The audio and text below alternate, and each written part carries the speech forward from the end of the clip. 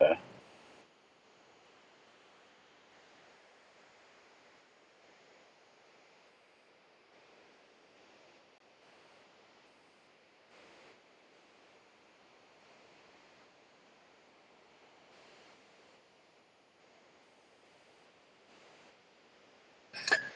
Yes. Well, my name is Allan Vestring, and I've been um, I've been a part of the biker community. It's been a part of my life for about 15 years, and about 3 years ago, I was I made an exit from the community and to start a new life. You can say a better new life with my children and family and get get a more normal, civilized life and a better life. From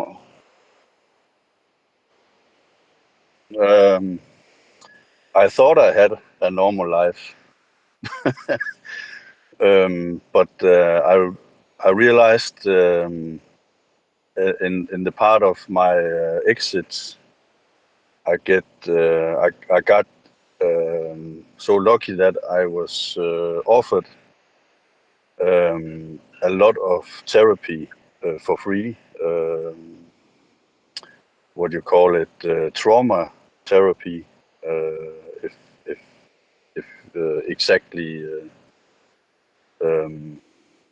to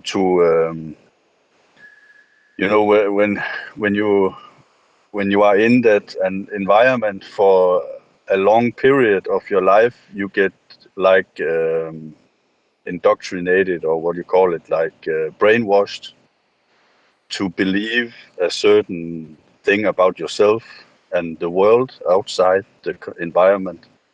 So it's you against the world outside. That's Yeah, it's like a cult, maybe like a cult. You can you can call it like that. Um, sorry, what do you say, Thomas?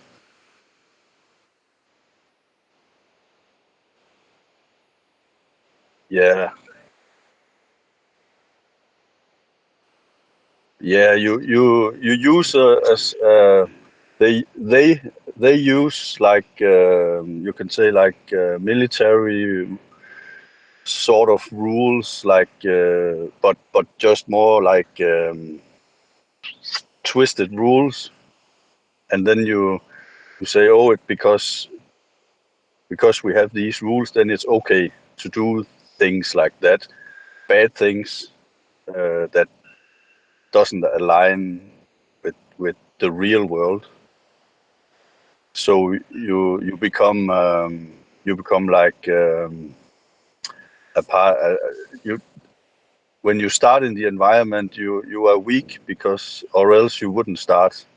So you have some sort of trouble or problems or a trauma, maybe something, and then it's you seek something outside of yourself to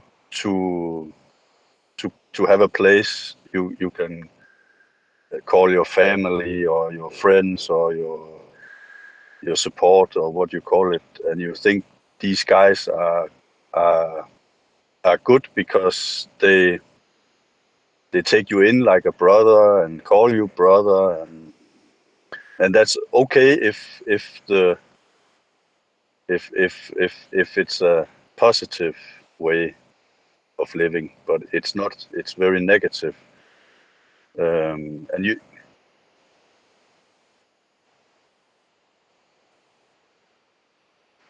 yeah, yeah. Well, that was yeah. I my childhood. I thought I had a normal childhood, and when I get the therapy. was a very good person that I was getting therapy from, and we talked about my childhood, and I've, I realized that my childhood was very uh, unnormal, very not normal. I was yeah my father and mother, they I don't remember them together, and it's because my father is an alcoholic, and he was never home, and if he was home, he was sleeping, or he didn't drink at home. He just drank on outside of the home.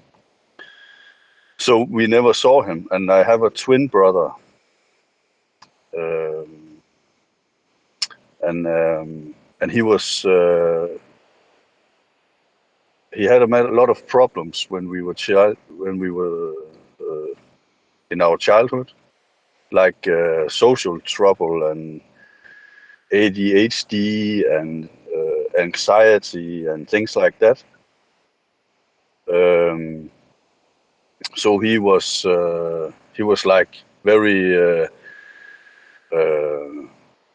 he made a lot of trouble and made a lot of mess and made a lot of things. So you can say the focus was on my brother.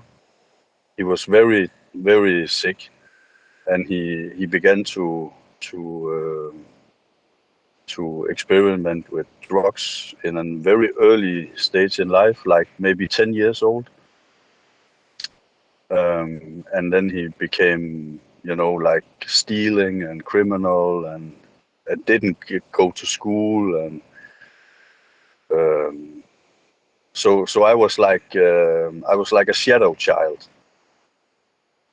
So I didn't make any trouble and anything. So I just look after myself because my mother was have to look out for my brother a lot. So yeah, because it was a kind of negative attention. So it was a very negative environment at home. So I was never home. If I could go out, I was out of the home and just being somewhere else, because I couldn't, couldn't uh, bear to be home, because it was crazy all the time. And my father, he was when we were 5 years old, my mother kicked him out, and and he began to drink even more. So, but yeah, no, no. I saw him for some periods, and some periods I didn't saw him. Maybe for months I didn't see him, and then I could see him maybe 1 or 2 days. And if I was, if I was, when we were children, me and my brother was never together with my father. We were always alone with my father, because he could not manage to have two kids, two boys at that time, because he was drinking, and he had some mental problems. Um, and and he said to me, when we got old, I think maybe 10 years ago or something, he turned he stopped drinking, because he had a lot of heart disease and things like that, and he had to get operated. So he stopped drinking 10 years ago, actually. And then I talked to him, and he said, if I didn't drink, I would have killed myself. So it was his medicine to get through life. But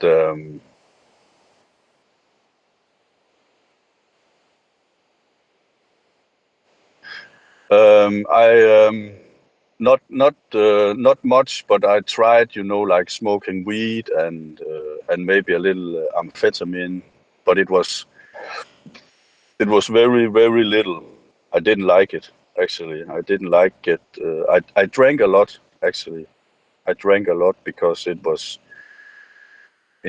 it was like the kids I was surrounded by also was like, parents divorced, and you know and we hung out, and drank a lot, and there was a little bit of drugs and a little bit of smoking, but I didn't like it when I was younger. Yeah, I drank a lot of alcohol when I was younger. I did, and I went a little bit crazy and did stupid stuff, and also when I was older, when I drank, I had a very hard time controlling myself when I was drunk. So I've been in a lot of fights, and uh, I've actually been I was in the military, and I went out drinking with some buddies, and I ended up in jail in military. And so today I don't drink. I stopped drinking. Um, yeah, I was in um, when I was in the military. I went to officer school to get the sergeant, to be a sergeant, and it was going quite good. I liked being in the military because there was some rules and some things that could, like I could control, and it gave me some peace of mind. And but when I drank, I couldn't control myself, and I got thrown out of the officer school, and I ended up back in, like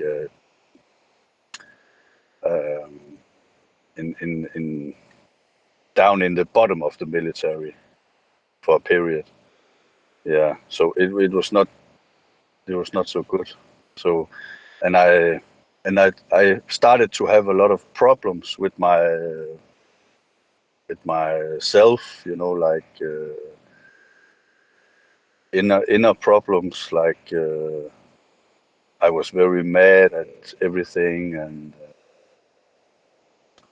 I couldn't fit in, and I didn't. So I was very confused and mad, and yeah, and I had a lot of problems in my mind, and that was actually that was the beginning of of uh, of the road to the biker community. And it's not like the all the biker community is not bad, but I was in like the 1% clubs, you know, where you have the big clubs, like outlaw clubs, like the outlaw clubs. Sorry, Thomas, what you say?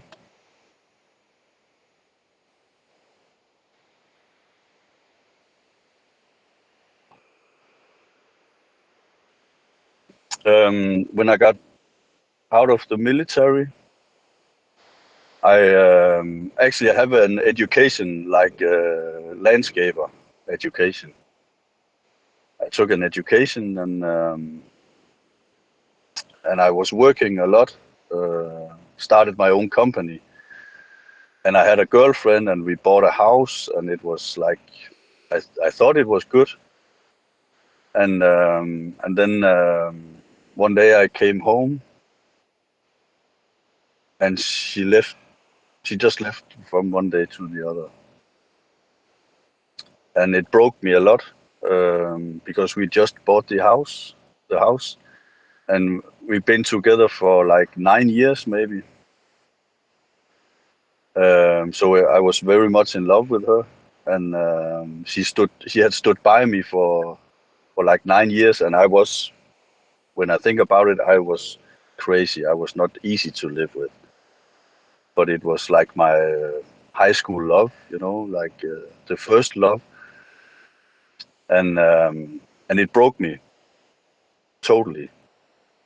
And I got to sell the house and got a lot of debt, um, and I was like, that that just that was, like the the it's like an the drop, the top of the iceberg, and you open up, like it opened up for all the bad stuff, and it's like, I remember it quite clear, and I was like, I it was like the sky turned black from one day to another, like that. It turned black, and I was like, okay, now I don't care about myself. I don't care about other people. I don't care about nothing. I just, you know, hate everything. And I was mad and broken like to pieces. And and then I met. I had to sell the house, and I have a lot of debt, and I didn't have any work. So, and then I was starting a new work, like, what do you call it? Uh, uh, it's what do you call it? What? No, it's like skraldeman. What do you call it? Renovation worker. What do you call it? Yeah, renovation. Like driving and renovation. Garbage man. Yeah, you take out the trash, and there was a lot of older guys, like I see myself today. It was like these guys, like a lot of tattoos and little gray beard maybe, and no hair, and like outside when I was coming in the morning, there was a lot of Harley Davidson bikes outside, like, and I thought, oh, this is very cool. And these guys, these men, they treated me like a little brother, and they could come here, sit with us here, and they come have a cup of coffee, and they talk to me with respect, and like, oh, I can see you train, and you want to come out to see our clubhouse, and you want to come to a party, and I said, yeah, of course. I don't have anything other things to do, and I was alone, you know. So they took me in, like I meant something, like I was worth something in their eyes, and I felt good because it was like I missed some place to belong, and I missed. I could, like, I didn't have a father figure in my life.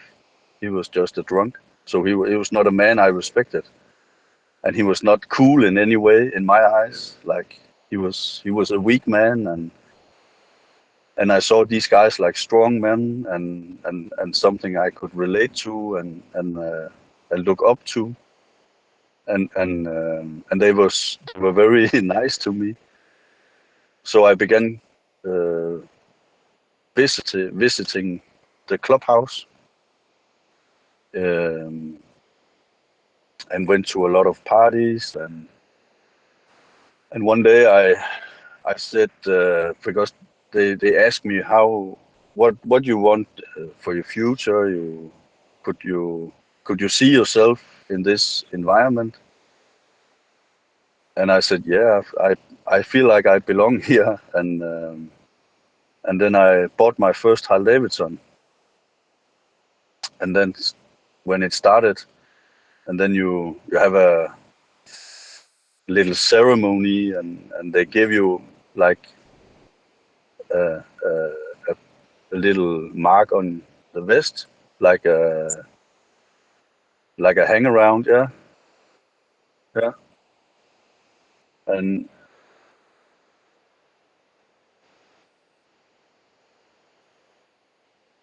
um,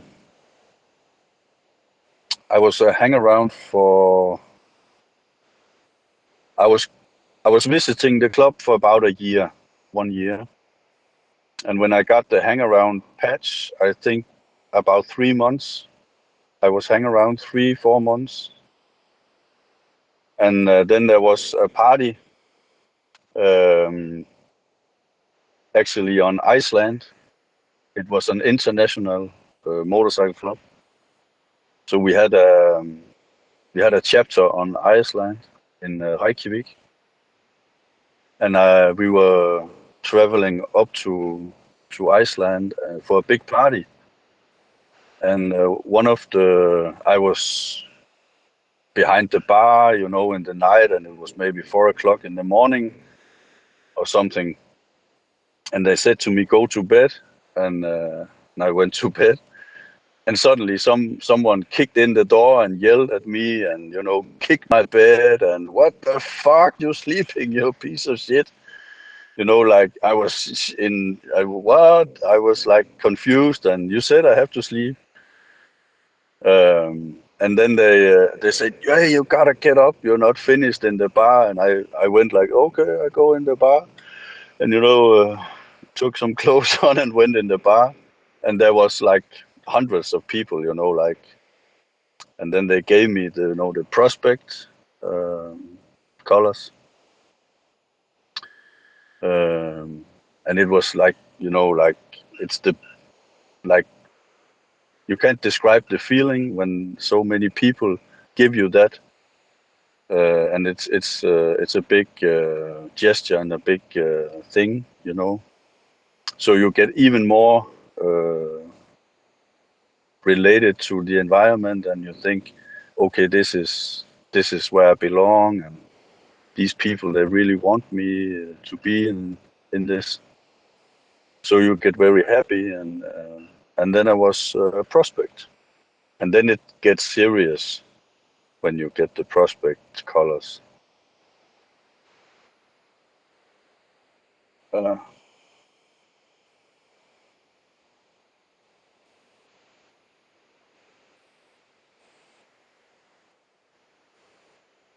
yeah, yeah, it's much like you describe it. You could get. They say when you. They said to me, never turn your phone off. Always sleep with your phone beside your pillow, because sometimes we call you just to check if you take your phone, and then we can say, okay, but you just sleep. I just want to check up on if you took your phone. So always your mind goes, okay, this phone is so important, because it's a lifeline, and if you don't take the phone, if they call, and you get some sort of punishment, and that could be cleaning, or you could get extra time, and you can, yeah, it's then you have to work some more. So and sometimes, of course, sometimes there's some kind of troubles where you have to you take the phone and it's serious, and then you have to maybe go somewhere or do something, and yeah, maybe some of you, yeah, maybe it's sometimes, if those kind of people, they are very good at go out on a bar or something and drink, and then create some kind of trouble and get in fights, and then they call you, hey, you come get me, you have to help me, I'm here with 10 guys, and so they create trouble, and then you have to come and help them or save them or something like that. So and get them out of trouble or something like that. And that happens sometimes. So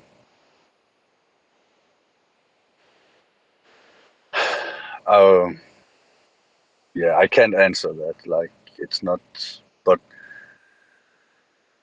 I've done many things that I regret doing, but but I can't go in details too much. But but it in that environment that happens.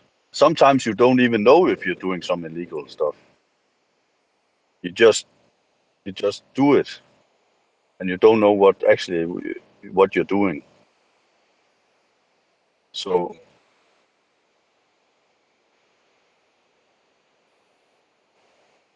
mm, uh, it was. If I look back, I can see a lot of small things where I should have seen it before. But when um, when you it was more like a feeling like you have to look over your shoulder all the time. You couldn't trust anybody anymore. And and if you're not, it's like dog eat dog. If you're weak, if you show some weakness, then I had a lot of troubles uh, in a period with money because I had a lot of debt with my house and um, and then I was struggling with the money, and I could feel them like, they were like scavengers over a dead body. So if you show weakness, then they're gonna come at you, even if they are your brothers. So because it's the mentality of the environment. So if you show some weakness, so I had to be, like I had, I I feel like I had this switch I could turn on and be like very cold and be, like what do you call it? Uh, yeah, and violent in my as, in my personality and be because you have to be mm, a little bit crazier than the other guys, so you don't get run over. So you could not show weakness, and in that environment, money is power, and violence is as a fear and violence is also a sort of power. Using use a lot of fear and yeah. So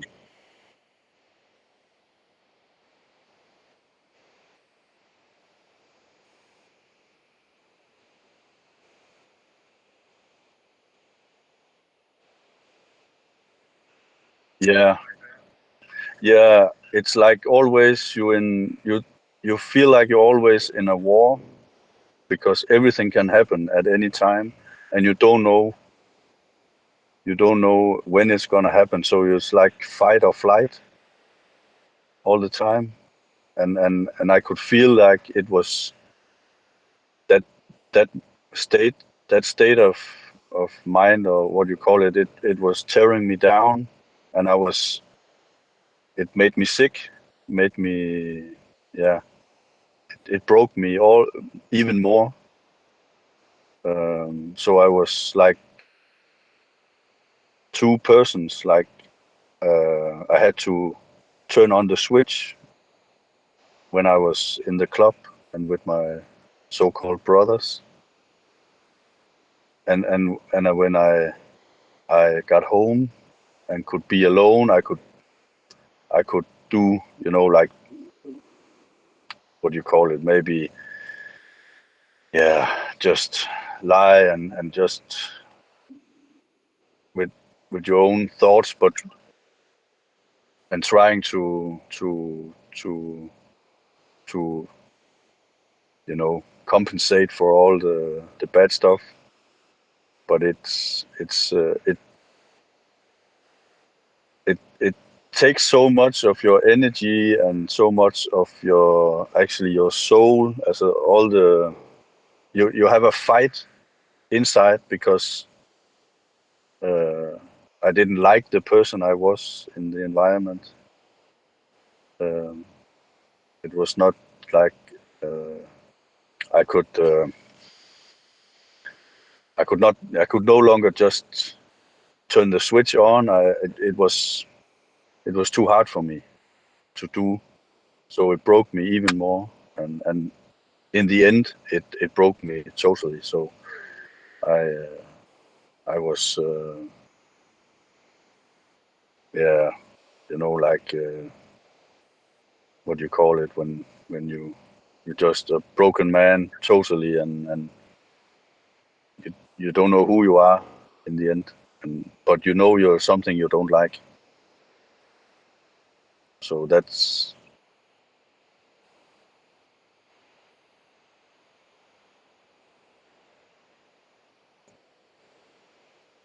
when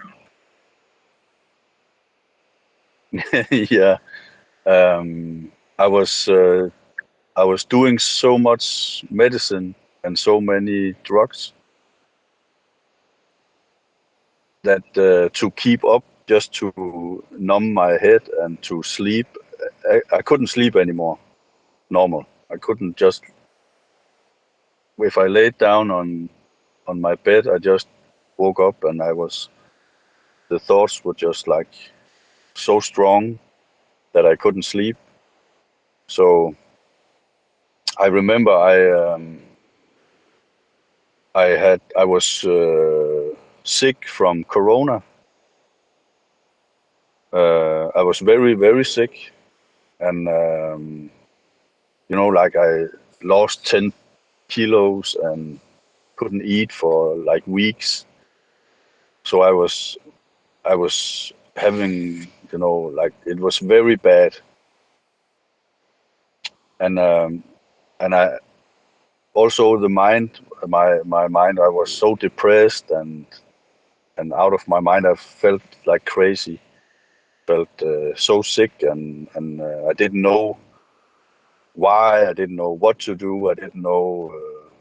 So I began thinking, I have to end my life, because it was the only way out of this.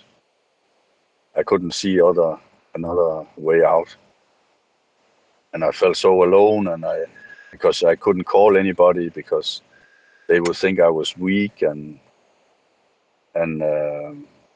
so I just focused on. I had this knife out in the kitchen, and it was the only thing I could see, and I was planning this suicide, to get to get it to stop, to stop this. And um, and I had this bottle of rum in a cabin, and I think, okay, I drink this, and then I take the knife, and then it's over. So I get the bottle of rum, and I turned it upside down and drank all I could, and then I went out to get the knife in the kitchen, and because I was sick and it was so strong, and I haven't eaten and any water for like a week or something. I got drunk like that, boom, and I walked into the wall with my head, and I passed out, and I woke up on the floor, uh, and I felt really, really, really hungover, like really bad. But it was like I saw something else than all the dark skies. I was saw some lights or something, and and and uh, and and the pictures of my children. I have two children, and then I called, took my phone and I called my my doctor, and he came. He came. It was like this was like in the middle of the night, and he came out, my doctor, and and he said something to me that made made me, you know, uh, um, think about that it. I need to go another way, and do something. So he helped me a lot with the words. He said to me, if I c- I know it's you don't have to do it for yourself, because if you feel so bad and that you don't want to be in the world, it's okay if you don't want to. So you don't do it for yourself, but you have two children, so do it for them. So that was the start of the journey out of uh, that environment. But it was more like a fight with myself than it was the fight with the environment. So, but I didn't know that at the time.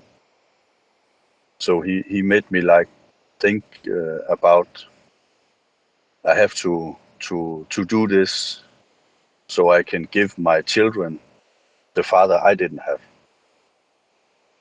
That was the start of the journey. Yeah. So yeah,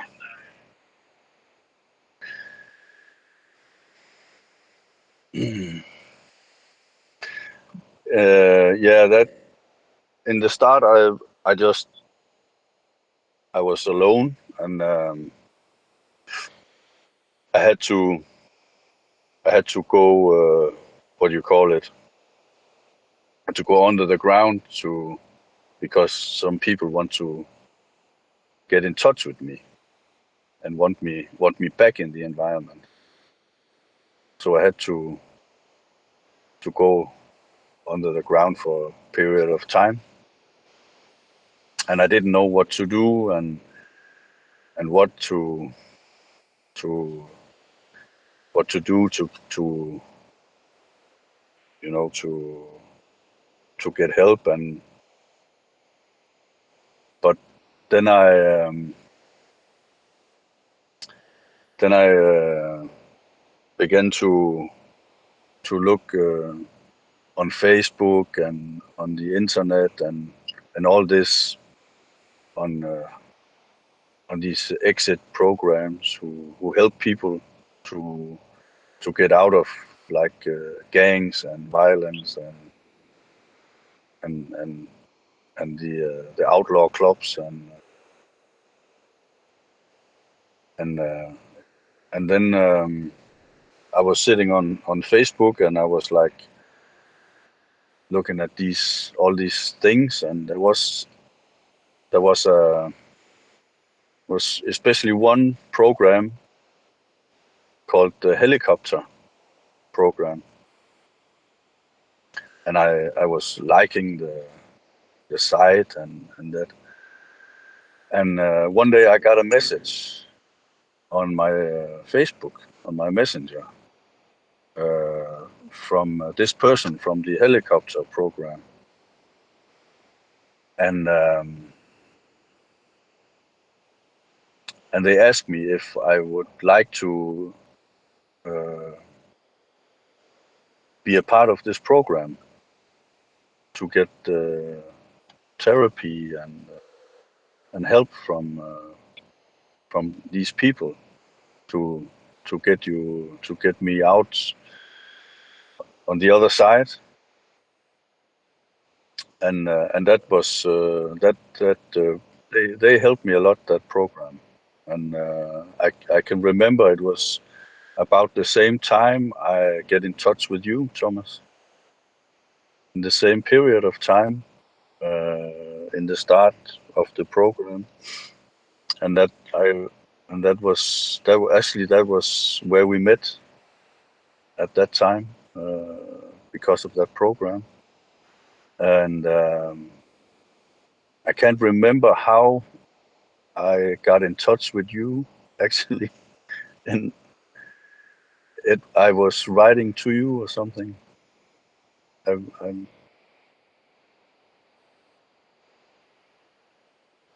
Yeah, yeah, because I find it, um,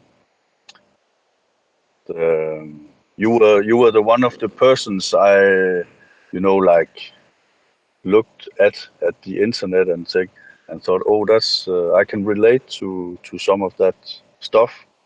And because of the biker, the motorcycle clubs, and so I could relate to that. So yeah, and and we yeah, so that was also a help for me to see some other people go that way to get a better life, and get out in a positive way. And so that was uh, that was a big inspiration to me, and gave me some hope for myself and my own future. Um, yeah,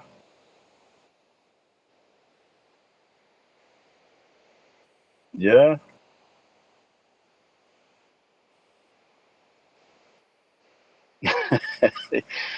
yeah, yeah. I really need, I really needed to get the,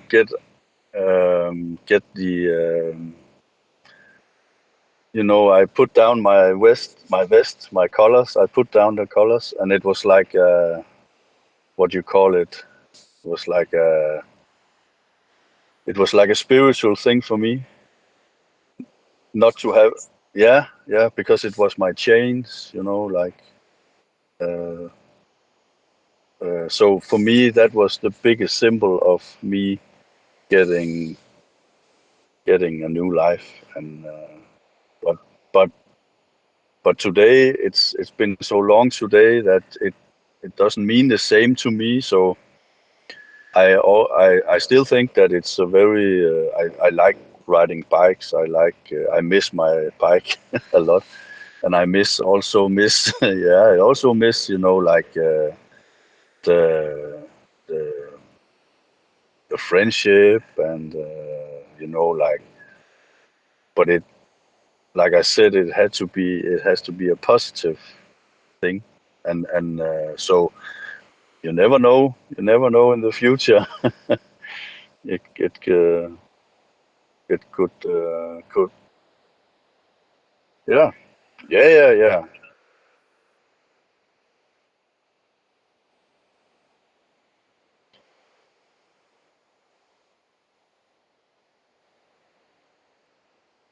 Thank you. I can only say the same. I Very good. Yeah.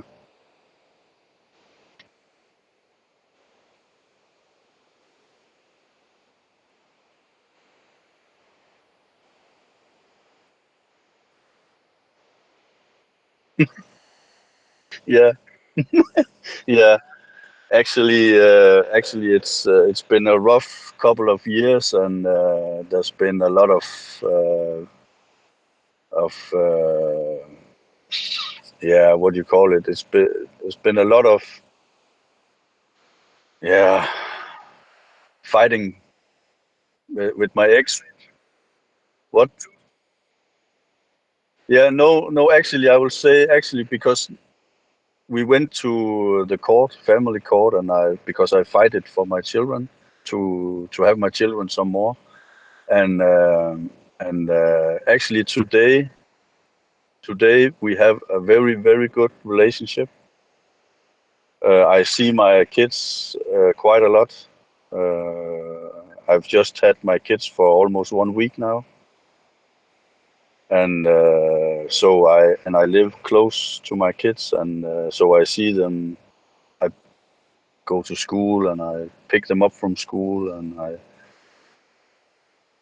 I have a very very nice relationship also with their mother, because even though we hate each other a little bit, we are better at communicating and not go into any fights. And even though we can, like, don't agree on something, we agree on on uh, we agree not to disagree, or what you call it. We agree to disagree, yeah. But it's in a positive way, and we can sit down and have a cup of coffee today, and be with the kids also. And she has a new husband also, and I think they have a good relationship, and my kids are good, and so it's very good right now. So I couldn't be more happy, actually. And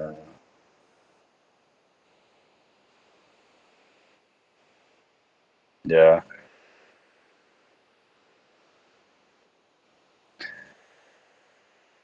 actually, they help me the most, because they are my biggest love and my biggest inspiration, and it's like the most important thing. And I can see, like, I think I have this. You get what you give. So if I give a lot of love to people that hate me, or people that don't like me, if I give love to them, uh, then the hate, it cannot touch me. So that's more like my philosophy today. It's like, you get what you give, even though some people maybe wanna talk bad about you and wanna hate you, and that. But it's, like, there's a shield of love. So yeah, yeah, so yeah, yeah. No, you cannot. You cannot. Yeah, yeah, yeah, yeah, yeah, yeah. And that's the biggest, yeah, feeling of freedom. If when you say, like you say to yourself, I accept that some people just don't like me, don't hate me, but I focus on the people that love me, and want the good for me, and then you forget all of the other people. Because I was, like, maybe I have, when I was in the outlaw clubs, I have maybe like 7,000 friends on Facebook. And when I didn't when I stopped in the clubs, maybe I had eight people, and three of them was family. So but you don't need any more. You just need a few people that loves you, and that's enough. That's enough. So yeah. So I know a lot of people hate me today, and I'm fine with that, because that's not any people I need. I don't need the people. Yeah, yeah. So, but I also think that when you begin to think, like, differently, and like I do today, you give out some other vibrations and energy, and you attract. better people. You attract people with a better energy. Actually, yeah, yeah, yeah, yeah, yeah. So I find a lot of peace in that. That if I, the better I can be, the better people I will attract, and so that's that's the way I live today. Yeah, yeah. Thank you. Yeah, yeah, yeah. Of course. Yeah. It was also good talking to you, Thomas. Good. Thank you. I think we will. I hope. Yeah, you too, Thomas.